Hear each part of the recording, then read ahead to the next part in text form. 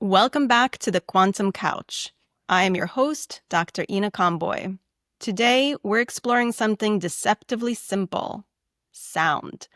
Not just playlists for a better mood, but the deeper question: can sound actually heal?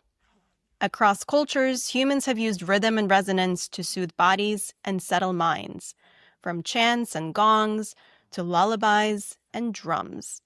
Modern science is now catching up. We're seeing structured music therapy help with stress and pain, rhythmic cues, retraining movement after neurologic injury, and targeted sound used alongside other modalities for tinnitus, which is ringing in the ears. I'm thrilled to be joined today by Dr. Megan Galaske, a physician who works at the intersection of Western medicine, holistic healing, and music. Dr. Galaske was trained as a pediatrician and now works as an integrative director of Nashville Therapy Group in Tennessee and sees patients for primary mental health under her own practice, MGMD. Her passion is working with individuals with mental health conditions such as depression, anxiety, and ADHD. She combines psychopharmacology and preventative medicine with holistic treatments like meditation, intuitive coaching, and energy work. She is a Reiki Master Level Practitioner and deeply believes in the power of sound healing. Dr. Megan Galaske, welcome. Thank you so much. It's wonderful to hear all of those words together for the first time, because I've been building my career over a long time to have all of those things come together, and that's what I've been working towards. So thank you for having me under all of those titles. I appreciate That's so it. exciting. No, I am so happy to have you here. So you said to me before that you kind of go by Dr. Megan. Is that the case? Yes. So, Dr. Megan, you have had quite a journey to get to this moment in time, which is kind of what you alluded to. Could you give us your cliff notes on how you traveled from a bread and butter pediatrician to an integrative healer who is passionate about sound healing? Yeah, I'd love to. I would rewind this story back a little bit more before pediatrician land to say that my goal in life originally was always to be an actor, a singer, dancer on Broadway. That was what I devoted all of my life to up until 18. And when I was about to go to college, I couldn't decide on if I really wanted that particular lifestyle and actually to go to school for music theater. And I really wanted to help people, which I know is the most cliche thing that you can say as a doctor. But I was always fascinated with the human body. I love to draw the body. I love to learn. Biology was my favorite subject. And so my idea for looking into music therapy came when I was looking at colleges. But at that time, and I'm not going to say what year it was, because then that will age me. But at that time, there were only about 5 universities offering music therapy as a degree, and it was a master's level program.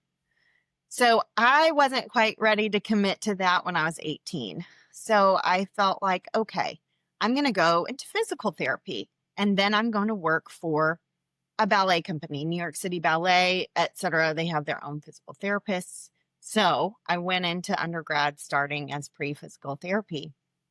And then I quickly, after shadowing and working at some clinics, was like, I want to know everything. I can't just do physical therapy. I'm going to be a doctor.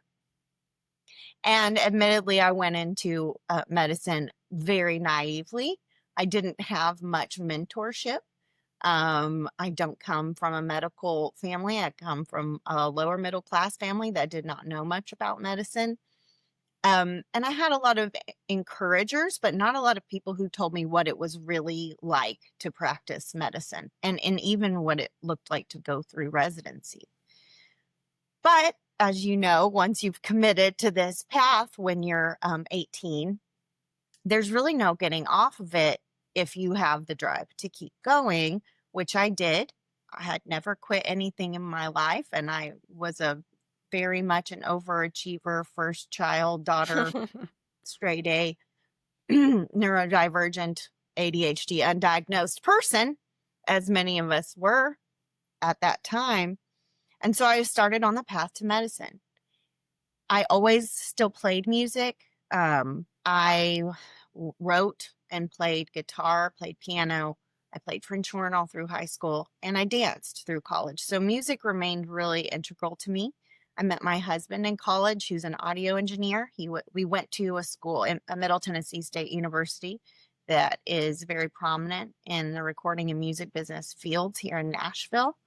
And so music remained integral in my life. And I finished medical school, finished residency in pediatrics, and was doing music just still on the side during those times. And I kind of dropped music therapy altogether. I didn't learn much about it, and it wasn't taught in school, obviously. And so once I started practicing general pediatrics, I just found that it was not conducive to my practice style, the way that we had to practice at our rural private pediatric clinic.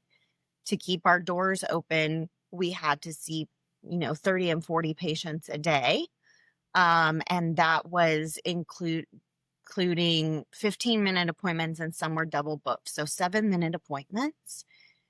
And as my name got out, I had 2 small children. One was a baby during that time. And as my name got out as maybe a little bit more of a holistic or crunchy type person and new mom, and my husband also has ADHD, I should note, and he very much is open about that. And we're big advocates of sharing that. So I'm not sharing that without his consent. Person who knew about ADHD. And then my oldest son was nonverbal till he was 4, and had a lot of complications and required a lot of different therapies through his early childhood. So it kind of just personally put me into this niche of having either newborns. I had lots and lots of newborn babies, new families that were seeing me, and then mental health.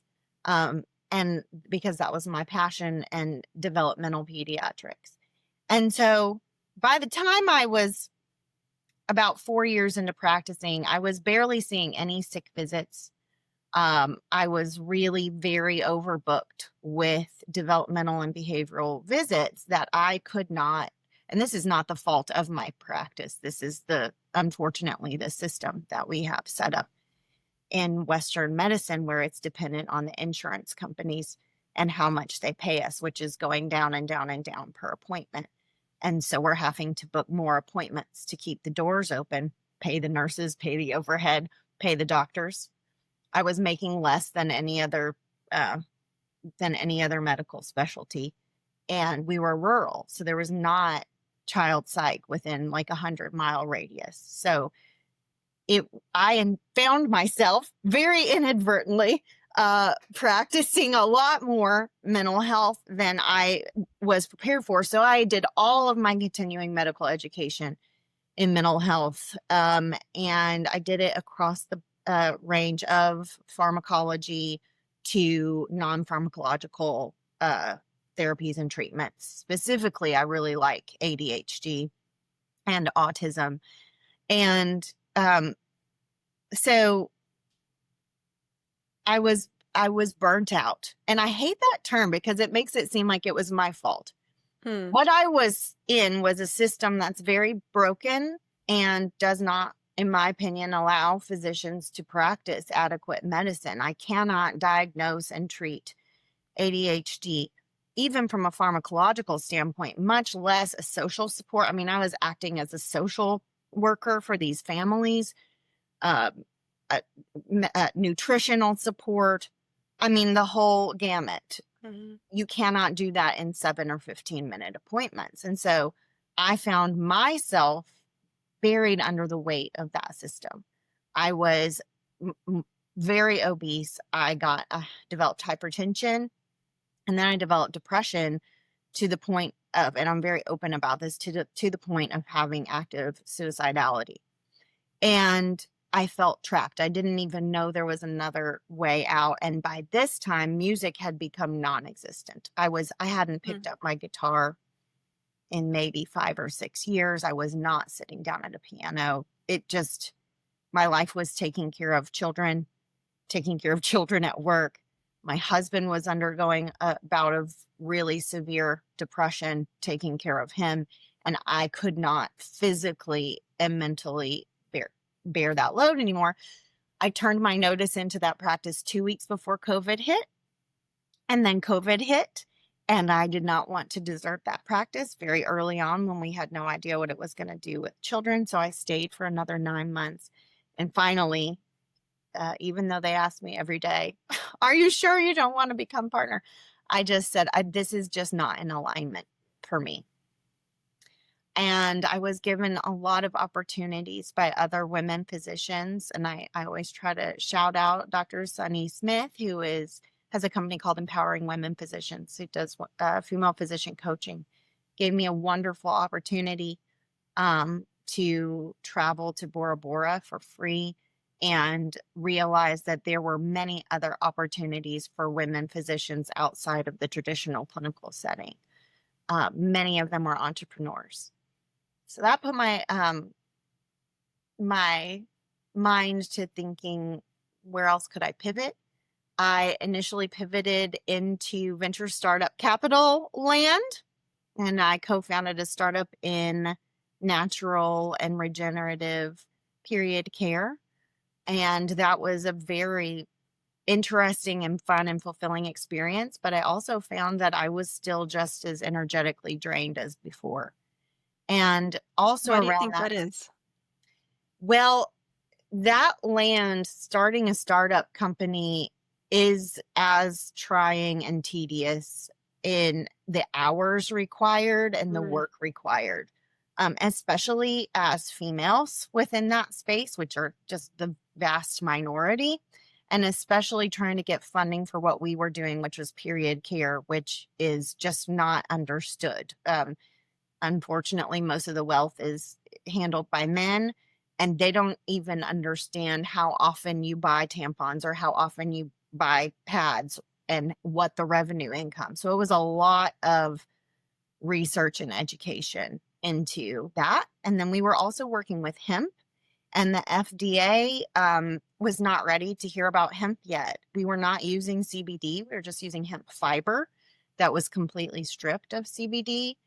But the FDA put a lot, I'll say it was unrealistic laboratory testing expectations on us.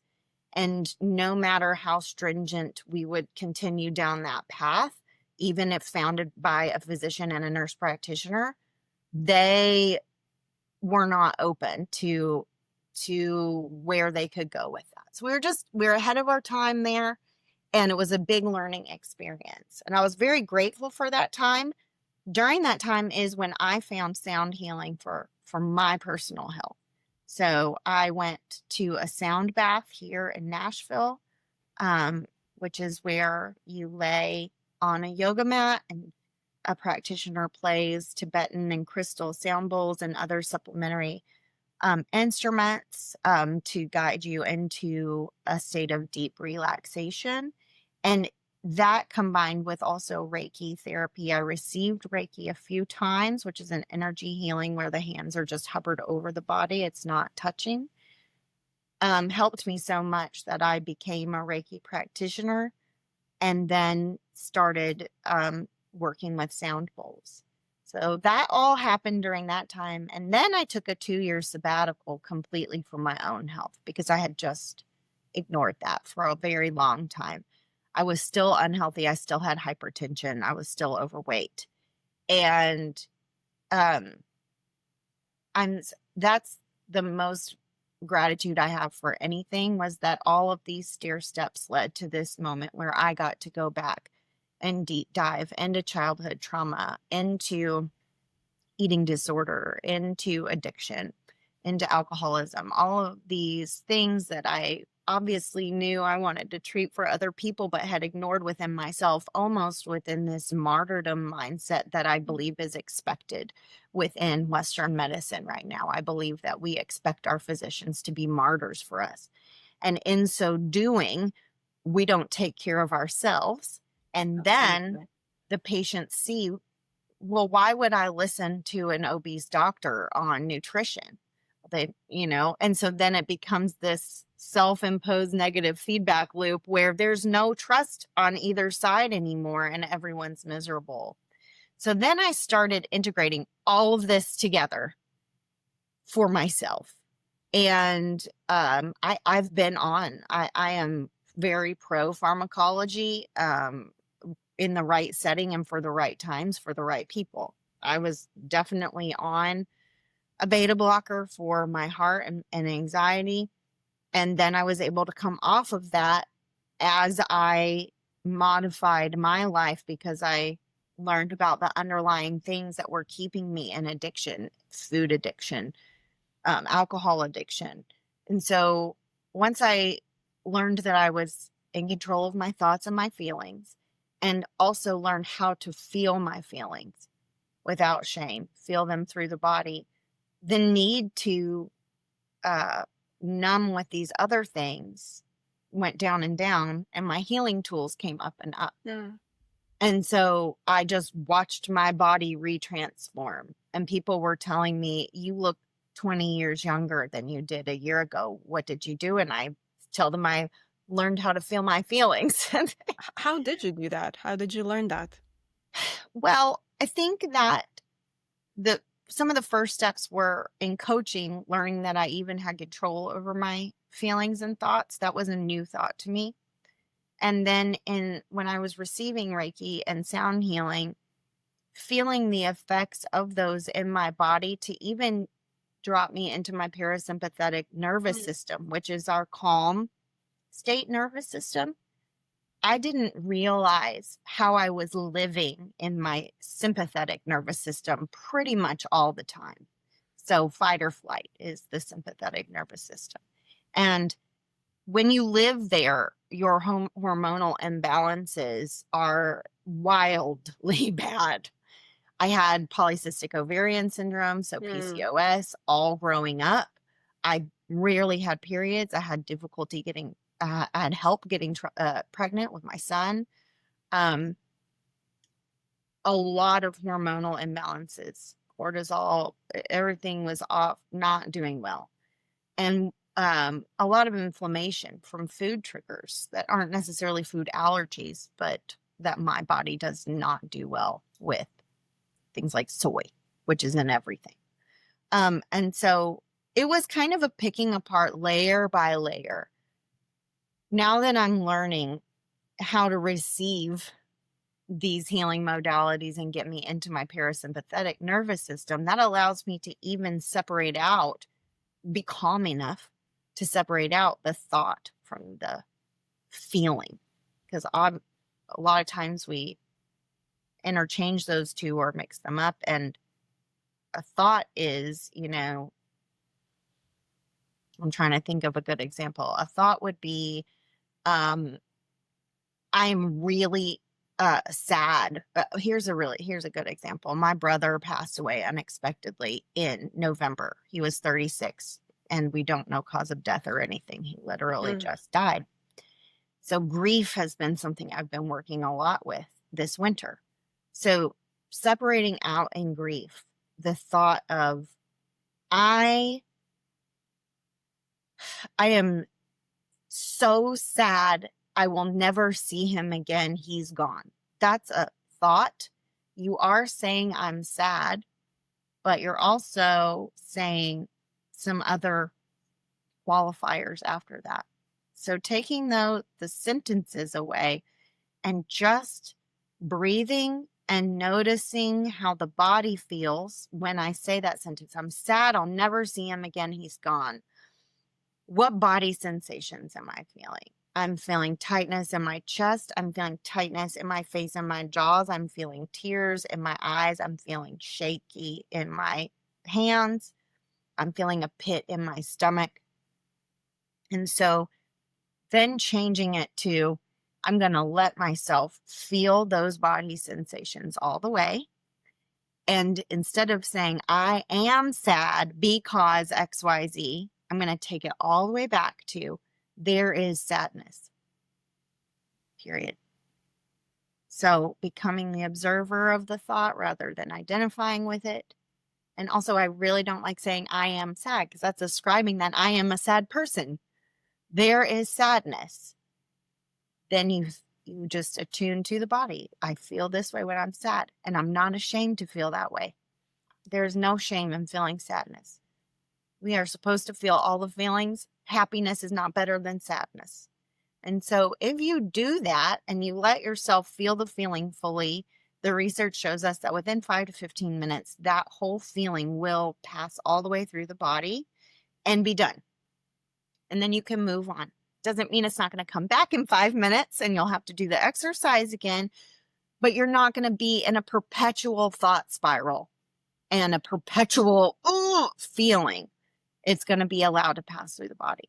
So these modalities led me into that space to even open my mind enough to start feeling those feelings. And then once I started feeling those feelings through without shame, I didn't need to overeat or binge eat at night so I wouldn't have to feel. I didn't have to drink alcohol anymore so I didn't have to feel or think. Just those two things alone, I lost like 70 pounds. That's incredible. From that. And so when we talk about these alternative modalities, sound and energy healing, this is just one way. There's multiple ways we'll talk about more, I'm sure, but this is just one way we're changing the, this is going to be sciencey, but it's fun, the HPA axis, which is the hypothalamic the hypothalamic pituitary adrenal gland axis, and the adrenal glands are what release that cortisol and that adrenaline. So when we modulate that axis, which music has been shown to be able to do, we can even decrease cortisol levels, and decreasing cortisol levels also does things for our physiology. It decreases abdominal fat, it decreases acne, it decreases visible things that you can see, not just I have a calmer mental state, which is a wonderful part of it. So after experiencing all of that healing in this very tumultuous path, I found my way back to myself, which was the number one thing. Like, I feel that I look and emit from myself now who I've always known was inside. And I have the deepest gratitude for these therapies for that. I was able to come off of my beta blocker. I no longer have hypertension. I eat multiple small meals a day. I feel full. I feel great. I don't drink alcohol at all anymore. But you can't just jump and make people do these things. This is a time process that requires a lot of different modalities. And like I said, pharmacology certainly is in there for the appropriate amount of time. I get pushback a lot from both sides because a lot of physicians will say I'm too woo-woo, and then a lot of woo-woo people will say I'm too doctory, which is good. That means that I'm striking the balance that I want, because I think everything in life is a balance. And so I have found that it works for me. My husband is doing much better. He's been able to come off of his ADHD medicines for the first time successfully since he was 5. My son came off of his ADHD medications as we applied some of these same modalities. My daughter is still on her ADHD medications, if that shows you how I believe in all these things. Once I saw that healing for myself, honestly, people just started asking me. I did not try to advertise this very much. People just started asking because they could hear the change in my voice. I think they could see the happiness. They could see the change in my body, and they wanted to know what I did. So I started telling people this is what I do. And then people started asking me to do sound therapy for them. I did not get trained in sound therapy, which was a very intentional move for me. As doctors, we are just training is the focus. It's very stringent. It's a very clear, narrow path, and you do all of the steps and then you're a doctor. For me, I needed to explore how intuitively I might be able to do this more, especially remembering my roots in music. and remembering how musical of a being I am, my training in music. And so I started doing it intuitively and have loved doing that. So I do private sound baths and I do group sound baths. And we can talk more about that later. Why was that important for you? Why was it important in this particular case to do this intuitively versus trained? Thank you for asking. I think that's a really good question. I want to also say that I believe in training for sound therapy, and it's not to say I'll never have any training. For me and my personal path, I wanted to balance what I like to label the masculine and feminine, but whatever people want to label it. There's a very masculine approach that is very forward. It's aggressive. It is going towards what you want. It's very stepwise. It's ordered. It's planned. And neither of these is right or wrong. I think they just need to be in balance. So the masculine side, and then the feminine side is much more free flowing, much more creative, creative problem solving, much more surrender. And I think where I found myself in medicine land was that it's a very masculine path. It's very stringent. Doesn't allow for much error. Even though all of my attendings would always say, you're such a creative problem solver. And I would think of really weird ways to solve a problem. I did all the tests and all the grades, and I was very, very structured. And, but that creativity side, it's like it was in there and really wanted to come out. And I needed to let it come out to feel balanced. I've never taken a songwriting class. I have not. My husband has. I have not taken a songwriting class.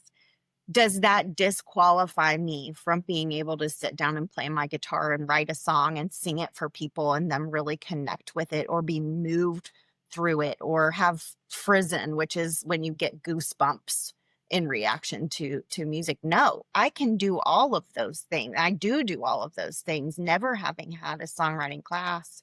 I had a teacher. I had a guitar teacher. My family writes songs. My family has written some successful, really successful songs. But I didn't have a formal training in that. And so for me, it was like, okay, like how can this apply? And I think that remembering that that medicine is just as much of an art as a science is something that we've gotten a little bit away from.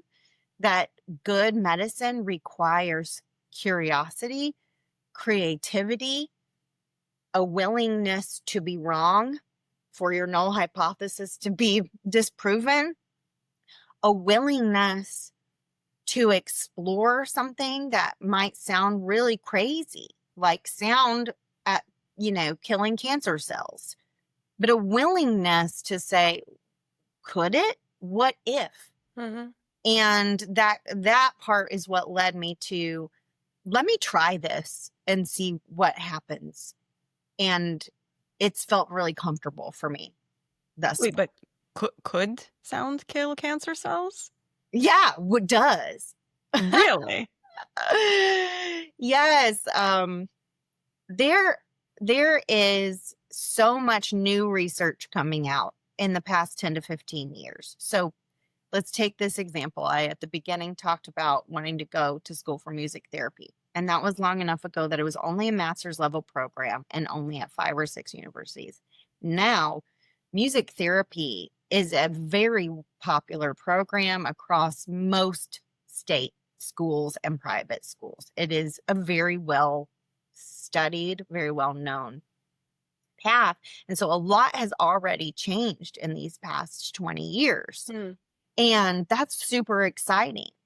And some of the newest research, I'm going to pull out my notes because I want to tell you correctly. I even went on more of a dive this morning because I get very, very dorky about this part. Please dork out. Some of the new research, when we talk about sound as medicine, people might just think of what I've been talking about, sound baths and more of a spiritual side and more of it's just calming and blah, blah, blah. But like, let's get into the nitty gritty of sound waves and what is sound, because it's an important enough tool that we are finding multiple research areas where it's very effective and measurable under the current scientific method in making change in the human body, which is so exciting, with very minimal side effects, if any, and a very high risk benefit ratio. The benefits just way outweigh the risks, which is not the case in pharmacology, chemotherapy, radiation, surgery. So in much of the way in medicine that we've used light waves for a while now, we've used laser and laser-based therapy and ablations for quite some time, which is just directed light. Now we're finding that sound waves, just like light waves, can have an effect. And this has really changed things even as recently as just last year. So I'm going to briefly talk about the physics of sound. So a sound wave looks like this. And if this is you and this is the sound wave coming towards you, it's hitting you in a pattern like this. I'm going to interrupt. For those of you who are listening and not watching, yes, Dr. Megan is showing basically a wave that's going up and down towards her hand. Yes, it literally just looks like a wave, a sound wave. And it's hitting the body. So it's hitting you either, and I'll try to clap so you can hear if you're listening. If it is a lower frequency, lower hertz, it's going to hit you it's going to hit your eardrum at a slower rate. If it is a higher frequency, it is just hitting it at a higher frequency or rate. And you're hearing that first tone as something down here and very low, and you're hearing that second tone as something up here and very high. And when those sound waves hit your ears, they get converted from a physical waveform to an electric current through the inner ear, and the cochlea has very specialized little hair cells. And they are cool. They're so cool. They convert they convert waves into an energy current. And then your auditory nerve, it goes down to the base of your brain. It goes up into different auditory processing areas in your brain and converts all of this information that it's hearing into something that you can understand. And that is what your body's doing right now. As you're listening to this podcast, you are hearing both the intonation, you're hearing the frequency, you're hearing the way that my mouth and vocal cords are changing to form a language that you can understand, and you're processing those in your language centers. And so all of this stuff is just automatically happening to you at all times. And it's really important, right? We need to be able to hear each other. What also is happening is that this sound wave is still hitting your body. So I just talked about how it hits your eardrum in particular and travels to your brain for processing. The sound waves are actually hitting your body. So think about if you've ever been to a loud concert and you've stood up right next to the speaker, you can physically feel, especially those very low tones, those low frequencies, the bass, you can feel it thudding your heart. So that is real. You can tangibly feel that. Those are the sound waves hitting straight onto your body. And so when we talk about sound healing, I like to think of it in kind of these different sections where we have healing on the brain and the central nervous system and the neurochemical and electrical pathways that are going there. We also have how it affects the body, the somatic system itself, and those cells directly. And then we have how it can heal the mind-body connection between all of these things. So one of the really interesting thing is, and we can talk about the effects on the body first, is in cancer research, where they have shown well, originally some of the studies were just done in vitro in petri dishes. Some of the original studies were in Japan, where they were playing certain frequencies over petri dishes of breast cancer cells and seeing those cells lyse or explode and liquefy, and seeing them die just from the sound waves. We now literally within the last year, and this is why it's so exciting, because this is all so new. We now have histotripsy, which is a very concentrated use of sound waves, very, very high frequency, on the order of millions above what a dog could even hear. So you can't hear these. They are very targeted, and they started this research with liver cancer research. I was going to reference Dr. Clifford Cho. He's at the Van Andel Institute at University of Michigan, and he is one of the pioneers in the liver treatment. He's a surgeon, but started looking at this therapy, and they did some mice studies that showed that aiming these very concentrated, very direct sound beams at tumor cells in mice lysed those tumor cells, specifically just the cancer cells within the tumor, and left the healthy cells alone. How do you think that's even possible using Yeah, sound? I so would think that all of the cells would be affected equally. right. Well, they can aim this particular instrument so well microscopically that in some of his talks, he'll show a prepared microscopic slide of the tissue, and the line of demarcation is so clear. It's a straight line based off of where they put the sound versus where they didn't. That's So you incredible. can target it down to a microscopic area, and you can move this just like you could move a laser, but this is much, much more specific than even a laser. A laser cannot get a microscopic level demarcation like that. It can get a gross level demarcation, but even that, laser-based therapies for tumor treatments are still will impact the surrounding tissue, etc. This is so specific that it can just target exactly where they aim it. And then the cells die through two different modalities. One is called necrotosis. It's like cell suicide, where the cells literally do not like vibrating at this level, and they create these holes or pores within the cell wall, and then all the intracellular contents leak out into the extracellular space, and they explode and die. Then that allows for our immune systems to recognize that waste material.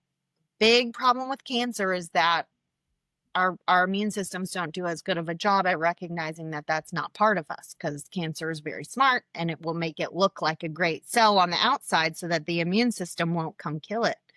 Well, once all of that intracellular gross material from cancer is out in there, then our immune system alarm bells go off and say, oh my gosh, I've got to be recruited to this area. So they will see huge immunological recruitment of your whole immune cascade, ending in killer T cells, which are kind of like the bad guys of the immune systems. They come in and really like take care of the job to those spots where they aim that histotripsy. And not only do they see really targeted death in that area, they even are seeing tumors that are removed from that area also experiencing necrotosis and immunological recruitment to that tumor. So not as much death in that secondary tumor, but still some. So this was approved by the FDA in 2023, and they've started using it in 2024. They started in Michigan And now I want to say he said there was like 40 centers, and I think there's one in Nashville, because he showed a map, and I was like, I need to find out who's doing this in Nashville, and I'm going to go sit in on one of those surgeries. Do I you know want by to any see it. chance if it's just for liver cancer, or did they start using it for other types of They cancers have too? started, because it's so new. They've been, and because Dr. Cho is one of the leaders in this research, they've primarily focused on liver. But Tang et al. Just in January 2025 released a paper on ultrasound guided histotripsy triggering the release of tumor associated antigens from breast cancer. So there are now that Dr. Cho kind of led the way. They've had the histotripsy machine in the works for like 20 years, I believe, but they only within the last 5 got it to be good enough for clinical trials even, and then got approved by the FDA in 2023. So yes, to answer your question shortly, now they're saying, okay, where else does this work? And she just released a paper for breast cancer that it shows that histotripsy releases HER2 from cancer cells that results in immunostimulation. And that means just your immune cells coming to that area, basically. And then insights into the mechanism underlying that immunostimulation are in that paper, and suggest that the potential of these types of immunotherapies could be useful in multiple cancer types. And there are other studies coming out too, but it's all super duper new. Yeah, this is fascinating. Do Yeah. you by any chance know if they did any head-to-head studies with chemotherapy or the known treatments and how Yes. they compare? Yes. So they did head-to-head studies. They find that right now the efficacy is a little bit variable. So in the lab studies with mice, it was much more effective, and much less the mice study had much less side effects than in chemotherapy or surgical trials or radiation. But they're seeing more of a variation in the human population. So it's not ineffective, but it's so new that they are seeing variation in the efficacy. So usually right now where we are is that people are using this as either a supplemental therapy to their chemotherapy or their radiation therapy, or if they don't have other options, this is the therapy that it's going to go. But that is pretty in line with something just being approved by the FDA, a year and a half ago, as to how quickly we're going to see where this goes. But it has been shown to be as effective as some of the chemotherapies and the radiation therapies. And the most impressive thing that he said was that 98% of patients who received this reported 0 side effects. Wow. Which is, everyone kind of knows about cancer, that the cancer therapy as it is right now, we're also moving into other forms of immunotherapy for cancer. But if we just talk about the chemotherapy and radiation therapy, obviously have a lot of side effects that are pretty detrimental. And so if we can find things that are close to as effective or as effective with a 98%, nothing has 98% 0 side effects. Nothing has that. That is amazing statistics. So I actually find that kind of surprising, because I would think that if the cells are breaking up and releasing all the stuff so the immune system can attack it, wouldn't that in itself cause some symptoms? right, you would think that. I was thinking the same thing, like when you have a virus and the virus is attaching itself to your cell walls and digging its way in there and replicating within your own cells, and then it lyses. You don't feel great when you have a virus. But it seems that because different pathways, the immune system is so vast, we tend to think of it as like a stepwise approach of like, it's only 1 or 2 things that happen, where there's like a virus and then you have a white blood cell or something here. that just comes and attacks that and that's done. That's not how the immune system works. The immune system has as many different types of cells as any other system, and they all play these roles. So there's cytokines and whatever. So that kind of, I can't find where he's talked about that. That doesn't mean it doesn't exist. I just haven't done as deep of a dive. But my thought, just scientifically, would be there's got to be less inflammatory cytokine release somehow. So that's one of the steps. So like if your muscles hurt, you get the flu and your legs hurt really bad, that's because when those viruses lyse those cells, one of the main steps in the influenza immunoresponse is inflammatory cytokines to that area.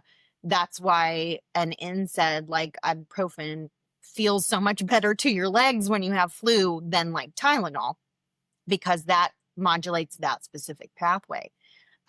So I don't know. That's just a scientific guess that even though all of those intracellular contents are coming out, it is not overwhelming the immune system, and patients have a healthy enough immune system to respond. And then perhaps less of those inflammatory cytokines are in that pathway. And so the body doesn't feel any different to what we can perceive, which is super cool. Absolutely. I hope if I get cancer that, this is further along in its research, because I believe in it. And I think it's a really wonderful pathway forward. And, it makes sense to look more into sound, because we've looked into light quite a bit.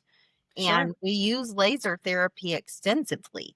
From all different settings, from anything from a very, very low, same, light waves can be low or high frequency. So from very low to like skin, a laser facial treatment, that's pretty non-ablative, to, a gamma radiation knife that is a laser of very concentrated high beam. And so it makes sense that we're now using the same like creative thought process to say, oh, well, can we take sound and modulate it in these different ways? So that's one branch that really interests and excites me and makes me very excited for the new age of medicine that I think we're in, where we don't, 1620 was when the new version of the scientific method came into being, and it is very focused on a very stepwise approach, and within specifically within Western medicine, very focused on only biochemical reactions and pharmaceuticals that modulate those biochemical reactions. And I think along the way, we lost a lot of the curiosity of all of the other ways that the body heals. So yeah, we still take the Hippocratic Oath when we become physicians, and we take that very seriously.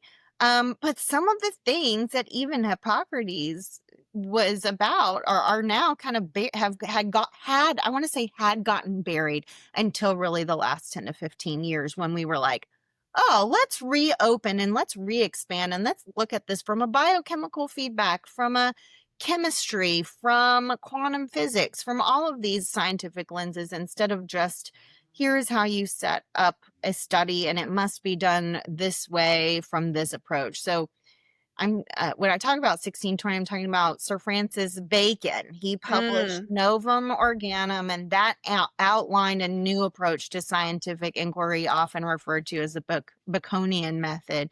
But it emphasized like inductive reasoning, systemic observation, and experimentation as crucial for acquiring reliable knowledge about the natural world. And that's not bad. That's actually great in and of itself. It was a wonderful step forward in how we model studies today to make them reliable, to make them one of the best markers of a good scientific study is that it is repeatable. And that, so in 1620, it was a big departure from relying on like established authorities and philosophical speculation and all of these other, kind of not as stringent ways. But what I think it did was our pendulum swung too far in that direction. And we started thinking, well, every single thing has to go through this stringent.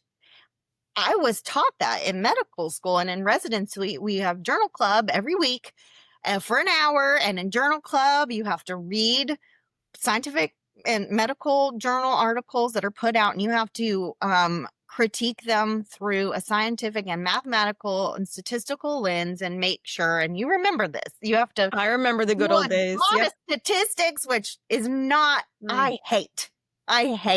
Ditto. My teachers were very clear that I hated journal club. Blech. Anyway, but you have to do it. So you do it. So you take these and you run them through a very stringent thing, which is good. Great. We should know how to do that. I have to do things that I don't like as an adult. Like I don't like cleaning the house, but I have to do it. And that gives us trust and gives order to the chaos. But maybe we swung the pendulum too far into this very stringent scientific method to where we stopped thinking creatively and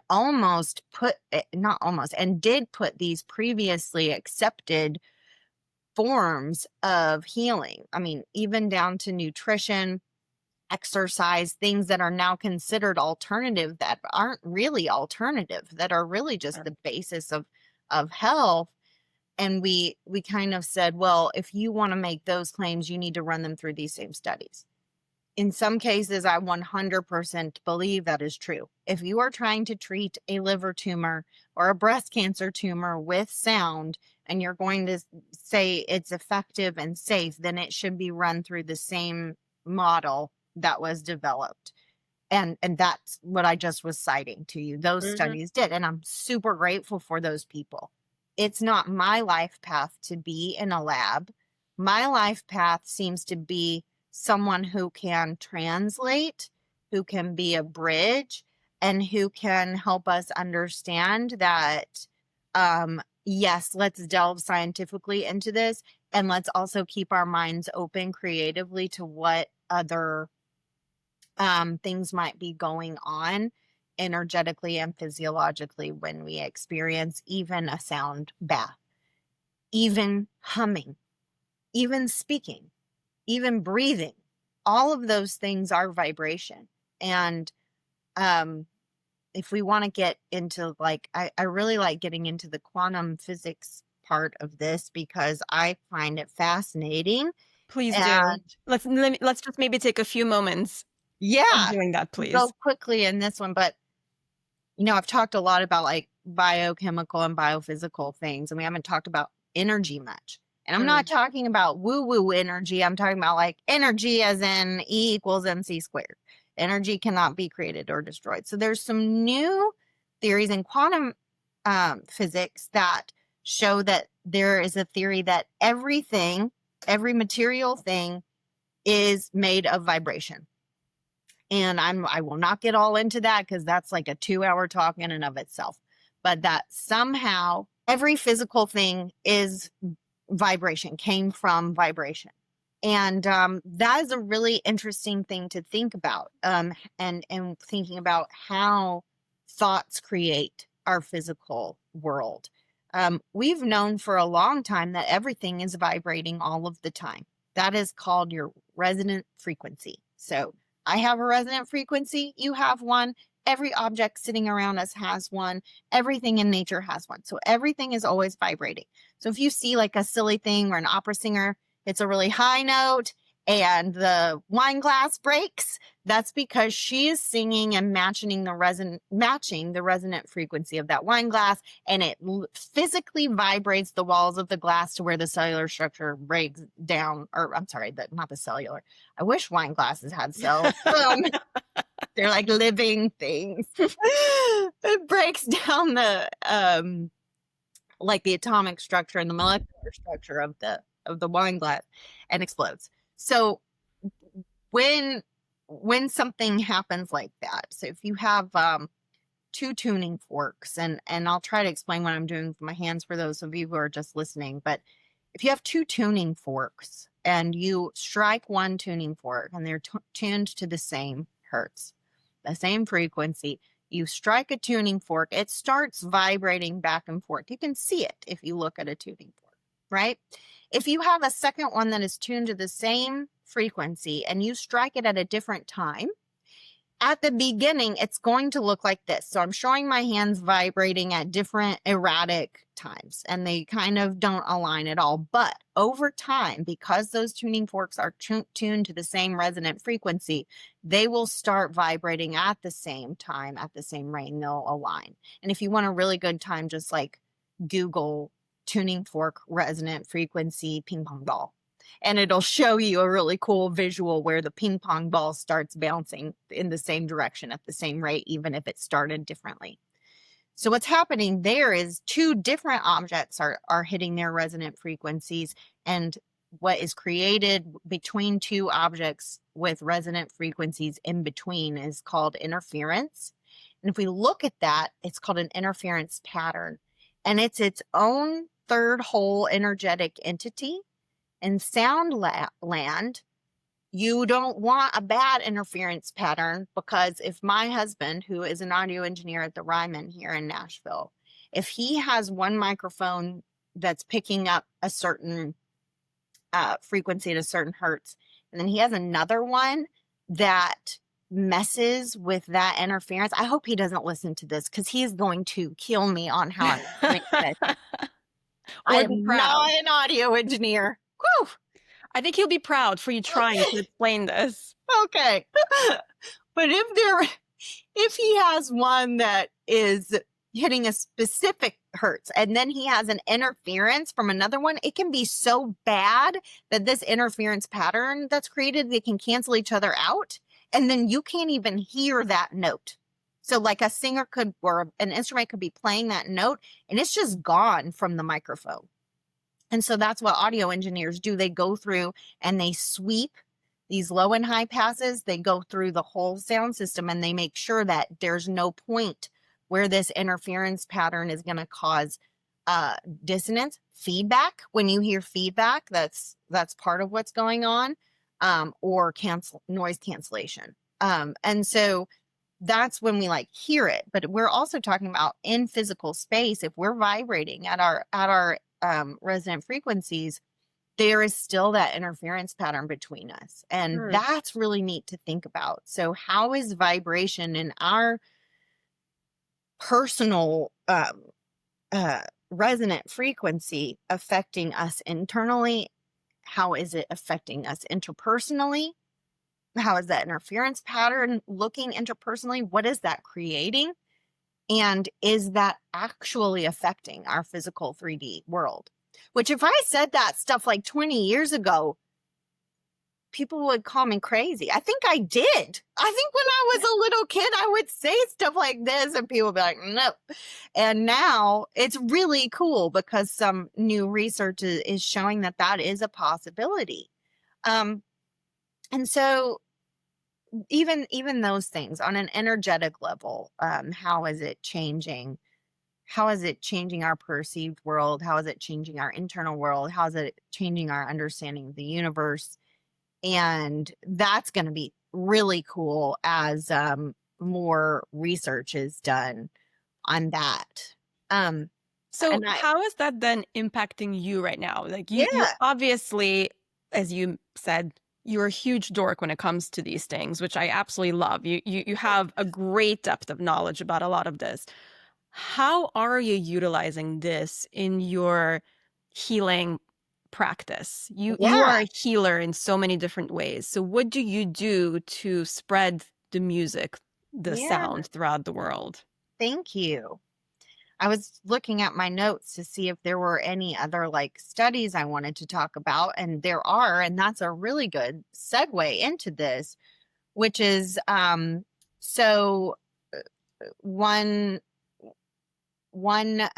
big thing that I see is within neurochemistry, which is the chemicals that work within our brain in different brain centers to elicit different thoughts and feelings.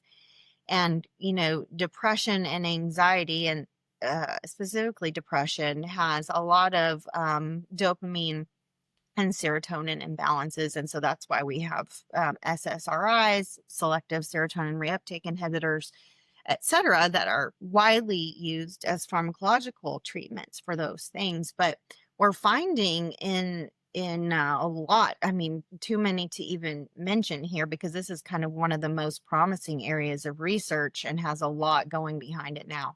We're finding that simple music therapy um, uh, studies and practices and modalities can modulate serotonin and dopamine within the brain. And I like to start with that because that's not as far stretch, right? When you are going through a bout of depression, you tend to listen to a certain type of music. It's not happy, upbeat music. Not many people want to go hear, something bright and sunshiny when they've just had a significant loss, or something that they want to feel their feelings. If we go back to feeling our feelings fully. And I think we're wired to want to feel our feelings fully because that's just kind of innately in us. You might have periods where like, I need to cheer up right now, so I'm going to listen to my happy music. But if you're really in your depressed state and you're really feeling it, you're going to turn on Joni Mitchell, or you're going to turn on your Taylor Swift, or you're going to turn on Bob Dylan or something. You're not going to go turn on, like, I listen to a lot of EDM. So you're not going to go turn on Chris Lake, who's like bouncy house music. And that makes sense. And I think we're seeing, how just a simple example like that, and you feel better. You feel better when you listen to that music. So we're seeing how like incorporating different, not only just different styles of whole musical compositions like that in music therapy can modulate serotonin and dopamine, but even specific frequencies within those. Is it just the beat? Is it just the pedal tone, which is like a usually a constant low tone that's played throughout a song that will give it a kind of a grounding, a basement to work off of? Is it the drum kit that's more of the snare and the hi-hat that's these high pitches? Is it the keyboard? What is it? Is it the chanting? Is it the singing? Is it the vocals? Or is it the interplay of all of this? So there's studies that range all that and show that it's kind of all of it. And so it lets us expand into music as a therapy that's not just relegated to like, killing cancer cells with sound beams. It lets us go into how all can this be used in music therapy? So we can go from, like, there was one MIT study that showed that a 40 hertz square wave, which is, you don't want to hear that. It's not pretty. It's ugly by itself. But treated in Parkinson's patients, them just listening to it decreased brain plaque and tangles within the brain. Patients didn't want to listen to a horrible sounding sound wave that's very grating. So they made a whole musical composition piece based off of that plays through the whole piece, and they'll play that for those patients, which is really cool. For me, where I'm taking all of that, because I'm obviously not a surgeon, I'm not in the lab doing research, where I'm taking it is into that marriage land. I like singing bowls. Firstly, I like the voice because that's what I was trained in. And I really love us knowing that we are all musical instruments, whether you think you can sing or not. You are physically a musical instrument. You have vocal cords here in your throat that are thick, parallel chords. And as you move and push air through them, they vibrate against each other, even if you're just breathing, even if you're not making a tone with your voice. But most of us are speaking or singing or humming. And it's really cool to put your hands on your chest and take a deep breath in and feel the vibration within the body. And if you do that 3 times, most people will calm down. So do we have, we're doing research into what is happening there? Are we affecting that HPA axis and decreasing cortisol? Are we hitting our dopamine receptors because the vibration feels good? Is it our vagal nerve that's going down? Like we have this big nerve that comes down right behind the heart and it's really cool and it does a bunch of things. And is that vibrating when we hum and causing, is it all of the above? And so I like singing. I like humming. I like people knowing that they can sit and use their breath, the vibration of their breath moving in and out, the vibration of humming moving in and out, even if they don't think of themselves as a vibrating musical instrument. And most people will, have relief from that. And that's so breathing exercises, and especially if you tie breathing into somatic exercises, you really helpful. Another thing that's interesting is that singing and playing an instrument recruit the most mental faculties of any known activity that we have.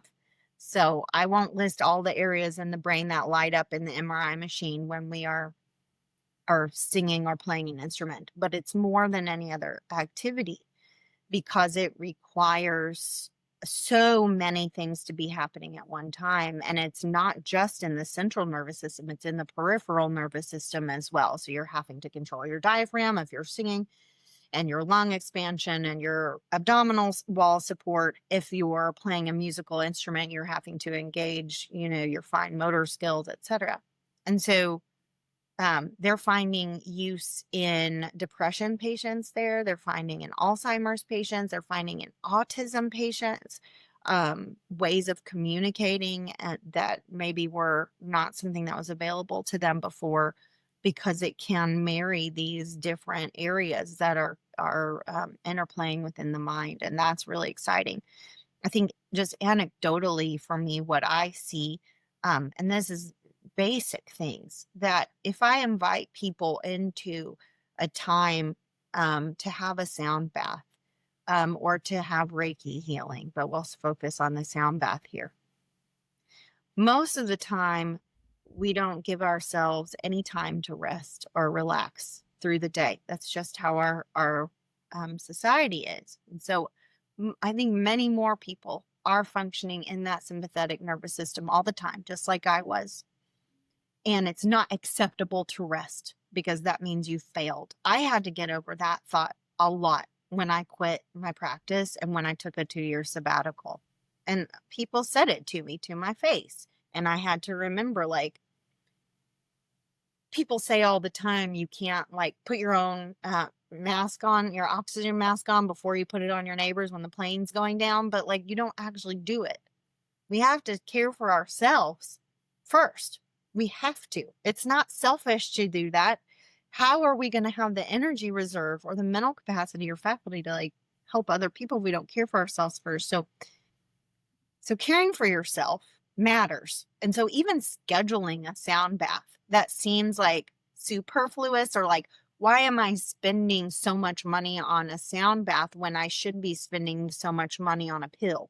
Like, that's some mental gymnastics and some mental work that requires you to really look at that and decide. So if people have decided and they're paying me to come have a sound bath with me, I already say, like, you have taken already the first step to treating yourself first. And then when they lay down in that space, I start leading them through guided breath work and meditation and some like body scans that brings our body into space and makes us aware that we even have a body. Because a lot of times we are just dissociated. This is just floating up here and this thing's kind of doing its thing. And we forget this even exists. And we sit in an office chair for 8 hours and then we stand up and we're like, oh my gosh, my legs, right? So we lay down and we bring ourselves into this space of remembering that we have a body. And then we reconnect the brain and the body together. And then we drop down into the parasympathetic nervous system through breath work, through guided meditation, and through different vocalities and modalities of playing different instruments. That in and of itself gives people a sense of calm. I mean, we don't even have to go into what it's doing to their dopamine, to their serotonin, to their neurofeedback or their biofeedback loops, to their hormones. Just talking about how it makes you feel, if you want to ascribe feelings words to it. And I'll ask people how they feel after and do a debrief. And most people say they feel a sense of calm. Most people say they feel relaxed. Most people say they feel tired or felt tired. Most people have time slippage experiences where they do not have a clue of how much time has passed. Not in a scary way, but in a freeing way that they've released the need to know what time it is all the time, which is also a new thing. They've made themselves unavailable, putting their phones on do not disturb. This is new within the past 20 years that you can reach me at any time. So even taking that away gives people this reclamation of their body, of their space, of their selves. And so that's why I like sound baths as a modality. It doesn't require anything from the client or patient at all. If they don't want to participate and they just want to lay there, that's fine. The sound waves themselves are still reaching the eardrums. They are still reaching the body. They might leave. I've had people tell me and leave and say, my life has changed. I've never felt or seen anything like this. That's great. I've had people leave and say, I couldn't get my brain to turn off that whole time my grocery list was the whole time, right? I tell them both the same thing. Not one was more effective than the other. I tell the person whose grocery list went the whole time, don't worry. Your brain and your body did just what they're supposed to in that time and that space. Give this time to sink in. Give this time to resonate. See what it feels like this week in your body. You know, sometimes you listen to a happy song that you love, and for the next week, anytime you're in a bad mood or any mood, I don't know, you might see something that triggers you remembering that song, you'll kind of pop back up and get happy again. So it's not just a one-time thing. Music and sound are not just like a one-time, here's it and you're done. You know, these effects can carry through. And the reason I also like sound baths is because it is just a very low risk. One time that I went to a sound bath healing, it was in Mexico. It was the only time I experienced it. And I remember very well that I don't know how you would call her. I think she was actually a shaman, if I'm not mistaken. But she was banging on the different sound bowls. And I remember some sounds annoyed me and they actually irritated me. And some I felt inside my body in different parts, depending on the sound frequency. Some like really, like I could feel it in my heart, and some I could feel in my pelvis. And so depending on the sound, like I could really differentiate what was going on in some ways. And some I couldn't tell at all, just depending on my sensitivity. Yeah. Do you see that happening? I do. And so you'll hear a lot of people in the sound community saying that different frequencies affect the body differently. Like this specific frequency is for healing and this specific is for blah, blah, blah. That is an overstatement of the scientific research we have proving that yet. So I don't want to say that's wrong. We just don't know yet. We do not have great studies that can show us yet this frequency hits the heart, this frequency hits the crown, this frequency hits I really like the chakra system, this frequency hits the sacral chakra. That's not to say that you didn't experience that during your sound bath. And I anecdotally have experienced the same thing personally and have people tell me that personally. But I would love, for example, more research into that, into using both all kinds of musical instruments and healing modalities to where it specifically targets and is that the same across populations? Is that the same across time? Could I hear one bowl for myself? Sometimes I'll pick up my favorite bowl and strike it and I'm like, ugh! I have to put it down. Like it's not vibing with me at all that day.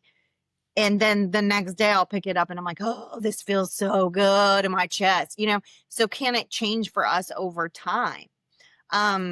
And I think it's worth, if you have a sound practitioner that works with you consistently, I think it would be great with the practitioner relationship to, we're keeping notes of like, what did we play at what times? What were you feeling at these different times? And then, trying to even tailor your treatment more towards you. That's still in the future, but really exciting to think about.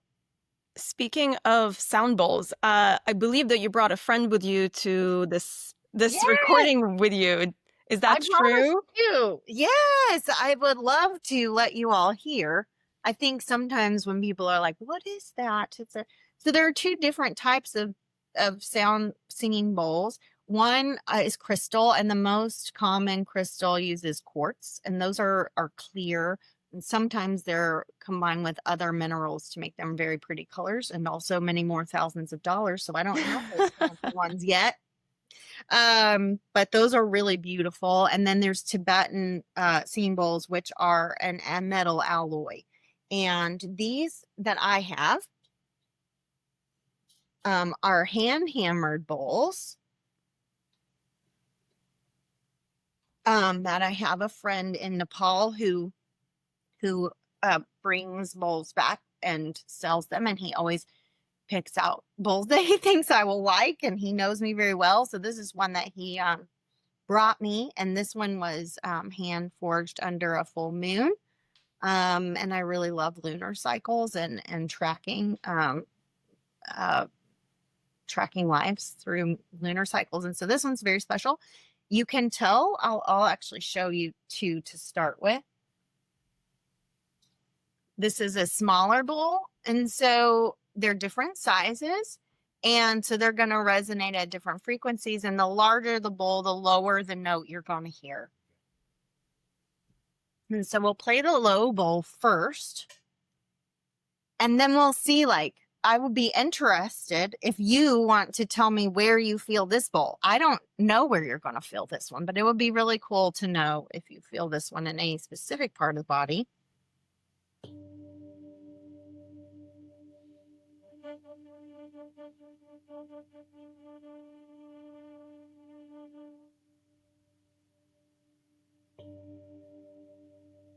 Then, as we strike these bowls more, the reason that they're really neat is because they have what's called overtones.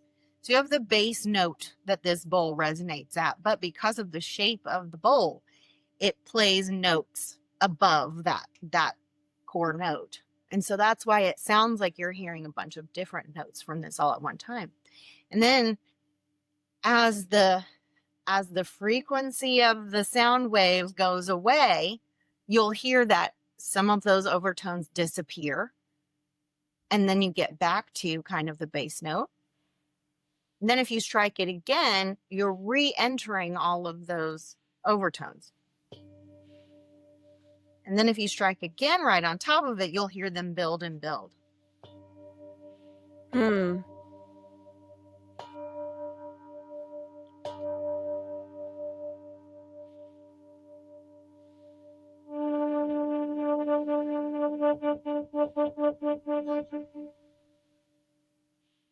I felt it actually in the pelvis. And then when you move it a little bit, for those of you who are listening, Dr. Megan was banging on the bowl, but then moving it toward the camera a bit to kind of make the sound a bit different. And then I could feel the sound, the vibrations going up into my stomach. It's so amazing. Like as you moved it, I could feel the motion. That's really cool. I like rotating the bowls like that because it's literally, this is, just this is a resonator. Any instrument is going to have, a resonant box so that it amplifies the sound wave. It's amplifying a little wave so you can hear it better. And so if I change this position of this resonator, it's going to amplify the sound differently for you. And then I can move it a lot more, and then you might feel it move through the body differently. Hmm.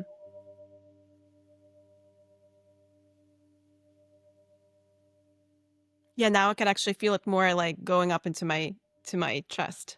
Yeah, That's incredible. feels like it draws it up. And so then we can do it with a different size.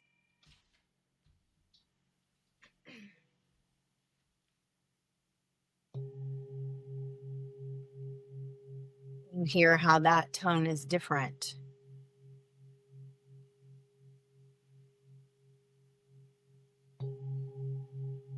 That one goes into my chest right away. Mm-hmm. I always feel that. I feel the same way with both of those bowls. So it's interesting to hear you say that. And then it depends on how we strike the bowl too. So what I've been using is a large soft mallet, which I use if I play the bowls on the body. So I wish I could come to each of you individually and let you feel what it feels like to have this on your body, because it's a sensation that like you've never felt before. But feeling the vibrations not traveling through the air is a spectacular feeling too. And then it depends on how we strike it. And so we can strike it with a soft mallet like that. We can strike it with a hard mallet.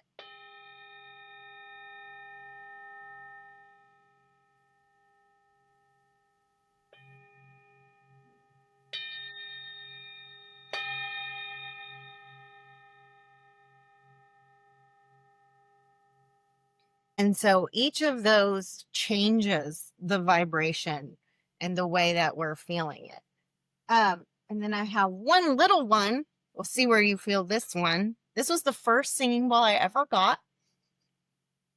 Oh, it kind of matches my singing bowl. It's like this size too. No. Similar. I think a targeted ad got me, and I finally was like, I'm going to try it. And I tried to sing it for so long, and I could never get this one to sing for so long.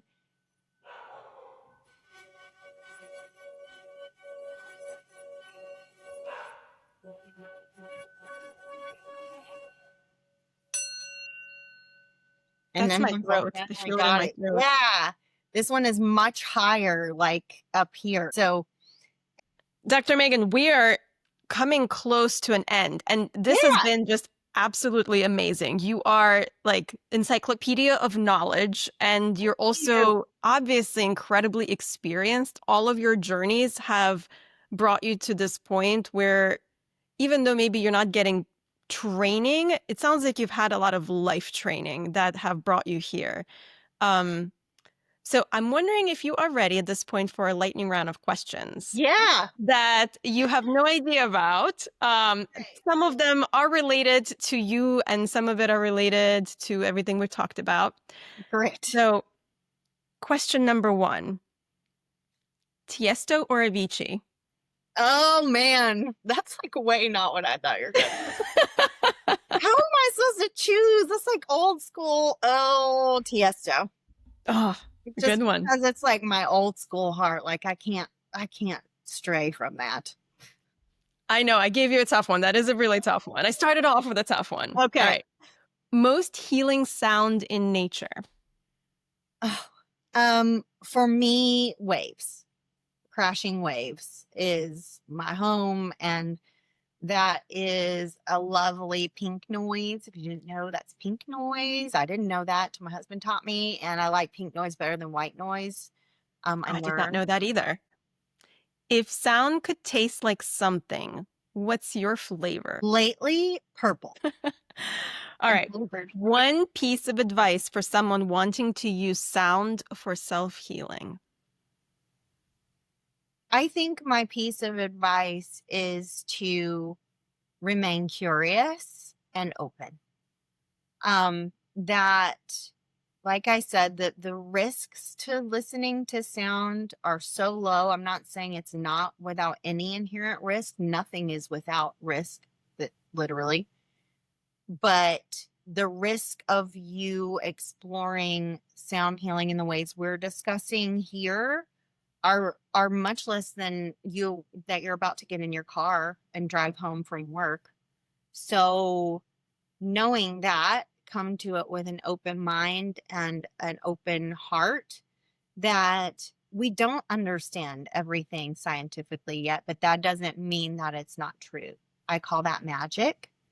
And I think that science and magic are the same thing. I just think that we really like to learn and ascribe like words and theorems and equations to things. We like to name things. And just because we don't have a name for it yet, or we don't have a theorem, or we don't have a specific equation or proof of it yet, doesn't mean that it can't help. So don't think that you've tried everything and all hope is lost. Just remain curious. I love that. I love that so much. Thanks. And thank you so very much for being with us today. You are brilliant. You obviously have a lot of creativity going for you.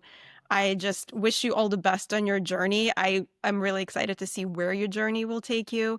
And also my deepest condolences on the death of your brother. And I hope that you continue to heal in the way that you have been healing. It sounds like you are on your own journey with that.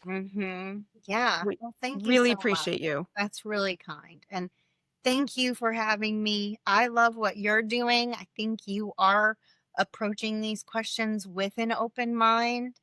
And I think that the longer form discussions like this give so much opportunity to not only answer questions, but like foster that creativity. And I see that curiosity in you, and I see you bringing people into it. And I very much appreciate it. And I'm super grateful that you have me today. Thank you. Thank you for tuning in and listening. If you enjoyed this episode, please subscribe, leave a review, and share the Quantum Couch with someone you think might love this space too. If you would like to reach out, you can email me at thequantumcouch@gmail.com. Would love to hear from you. You can also follow me on Instagram and Facebook. Just search for The Quantum Couch. Thank you for listening. Until next time, I'm Dr. Ina Conboy. Take good care, stay curious, and keep exploring. The information in this podcast is for educational and informational purposes only and is not intended as a substitute for professional medical advice, diagnosis, or treatment. Listening to this podcast does not create a physician-patient relationship with Dr. Ina Conboy or any guest on this podcast. Always seek the advice of your physician or other qualified health provider with any questions you may have regarding a medical condition. Never disregard professional medical advice or delay in seeking it because of something you heard on this podcast.